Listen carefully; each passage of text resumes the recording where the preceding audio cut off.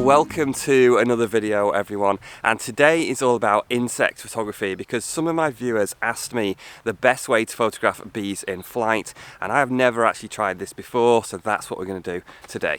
Now first of all, of course, we need to find some bees, and I have seen quite a few bees kind of at the far end of here, very close to the fence by the railway track. I'm not too sure what these plants are, but they're really quite photogenic. If anybody knows, just let me know in the comments. Today I'm at a small nature reserve run by the Yorkshire Wildlife Trust called Bolton Percy Station. Now this used to be an old railway yard, but it's now an absolute haven for insects, for butterflies, moths, grasshoppers, beetles, and of course the bees.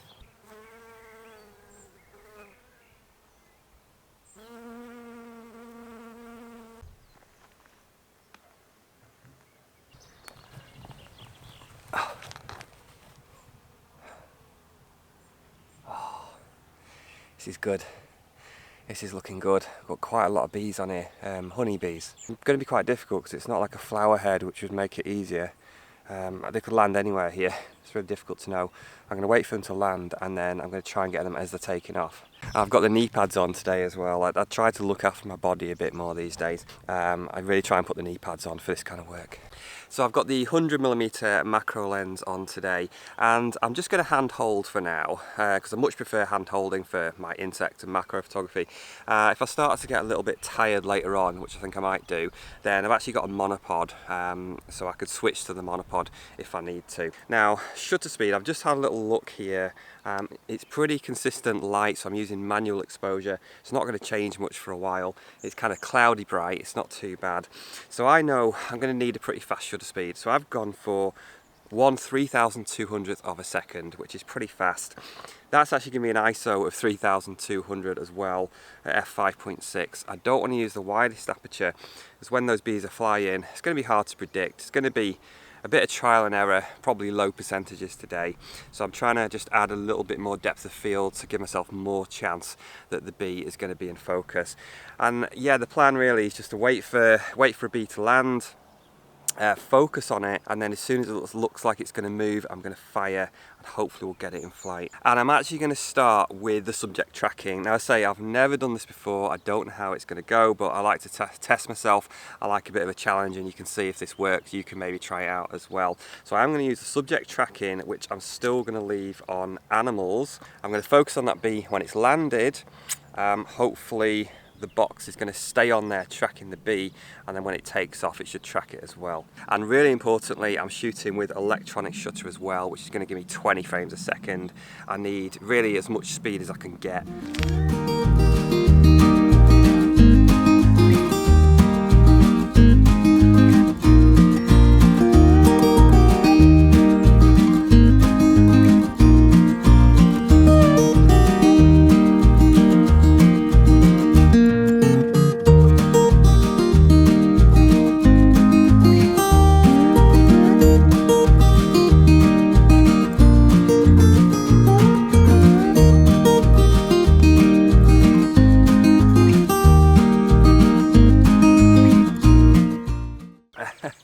Not surprisingly, this is proving to be pretty difficult, as I knew it would be. The bees are actually performing really well. They're coming close and they're taking a bit of time and they're walking around. The difficulty is that focus is it's tracking it reasonably well, but then often they kind of walk round, so they'll walk around the back. When it does that, the focus is just going to lose it. Sometimes it's focused on the flower, so that's really difficult. So I'll persevere with it for a bit, but I think it might be better to use a different technique. So I've kind of tried a few different tactics here, which I think is a good idea. If something as difficult as this, and especially if it's the first time that you've really had a proper go at it. The tracking was struggling, particularly because it was locking on to the plant a lot. So I tried some manual focus, purely manual focus, didn't really do too well from that. I think you could do it with manual focus. But then what I did, I went back to the tracking and I found that if I just kind of follow the bee around and maybe manual focus a bit to keep it in reasonably sharp focus, that when it moved and then I focused, I was getting a better success rate. So I'm kind of waiting for the bee to take off and then using the tracking focus. And summertime, it's actually doing quite well. And what I've also done is just back away a little bit. So rather than going in very, very close, which is often tempting to do for your insect photography, if you come back, and it may only be like a couple of inches, what you're doing is you're automatically giving more depth of field, regardless of what the aperture is. If you just create a bigger distance between you and the subject, then you're just giving it a bit more depth of field, and that's going to help to get it sharp. If you have a very narrow depth of field, it's really, really difficult to get that insect sharp. And then of course what I can do later is just crop it down. And what I've also done is put my shutter speed down a little bit, because the best opportunities I'm getting is when they're kind of slowing down a little bit and almost like hovering as they just move a short distance to the next plant stem. And I don't think I need a super fast shutter speed, so I've actually brought it down to about 0.02 of a second. Throughout the summer I run quite a few workshops with people on insect and macro photography. If you'd like to improve your photography in this area, or perhaps you want to get to grips with a new camera, then send me a direct email. There's also a link in the description where you can find out more.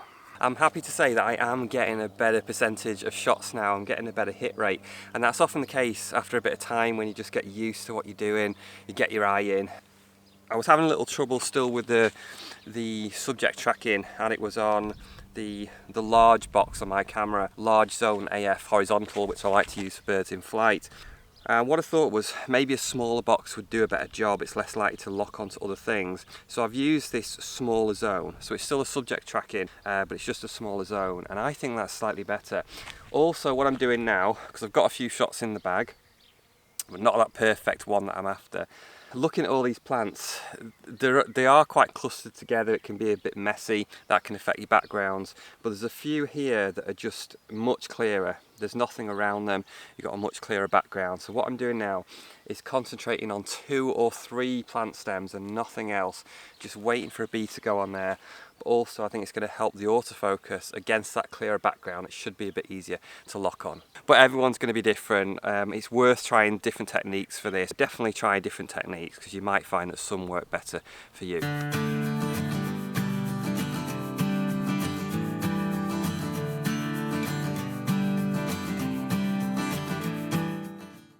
So yeah, in terms of technique, the best success I'm having is where I'm just keeping it in focus. That could be manually focus or just moving forward and back.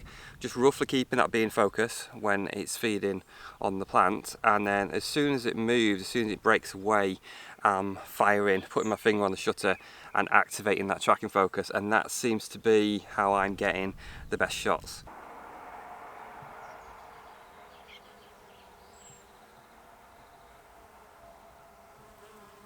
I'm really happy to say that I have got a few sharp shots, and not just kind of okay, but absolutely pin sharp. Just looking through the viewfinder at the image, it look absolutely razor sharp. I'm really quite surprised.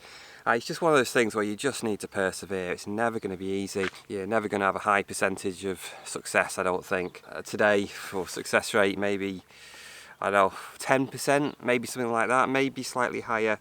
But you just got to keep trying, just keep shooting.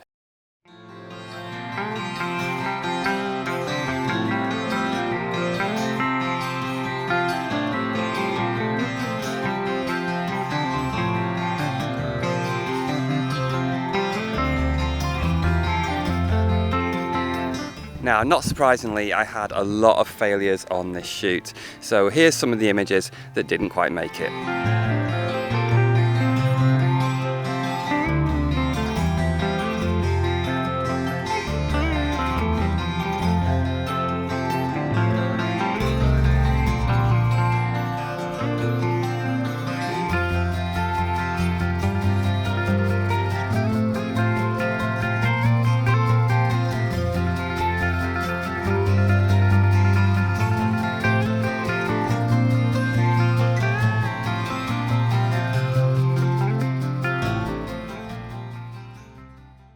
This type of photography is quite intense and it can be pretty tiring, so I decided to give myself a little break. I went for a wander and I managed to find some more macro shots. So for all my viewers who ask me about photographing bees in flight, there you go, I've done it for the first time ever and I've been surprisingly successful. I'm really happy with some of those images and they're really sharp as well.